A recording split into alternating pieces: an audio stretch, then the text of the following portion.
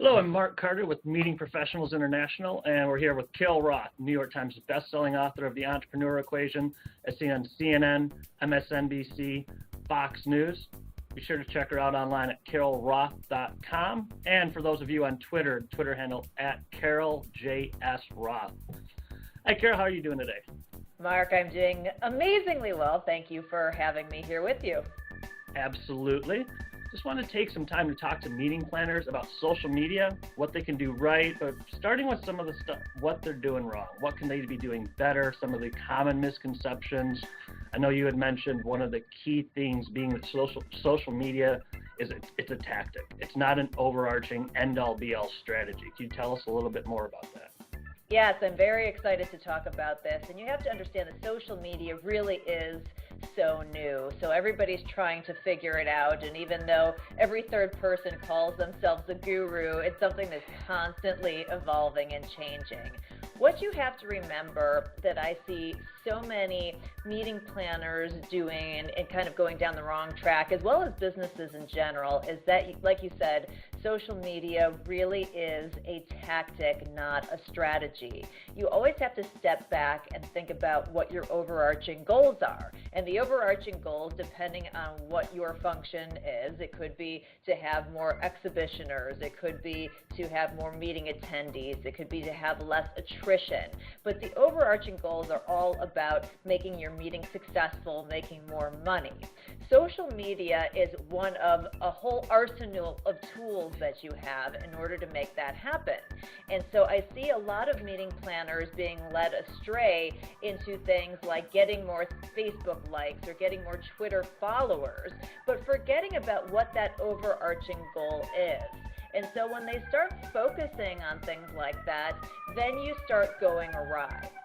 So I think it's really important. Remember, if you're going to build a house, you don't start with a hammer. Exactly. You start with the architecture and the foundation, and the hammer is just one of the tools that eventually you need. And I think you have to look at social media the same way.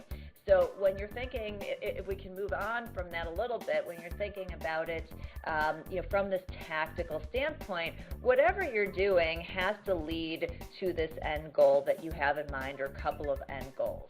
But the thing about social media is that it starts with the word social, right? And so social is about a dialogue. It's about engagement. It's about community, and it's not about having a megaphone. And I think from a meeting planner's perspective, that's another place that a lot of folks go awry. That it's very tempting to just continually put out, here's my meeting come, here's my meeting come, here's my meeting come. But the whole point of social is to really engage the community. And if you create those bonds and you create that trust, it's going to sound cliche, but people do business with and go to meetings or go to the meetings of places that they know, like, and trust, right?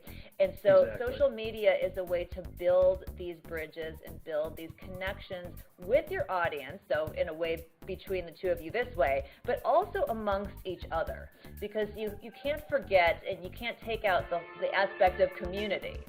And the fact that so many people have very limited time, and so what are they going to do? Where are they going to engage?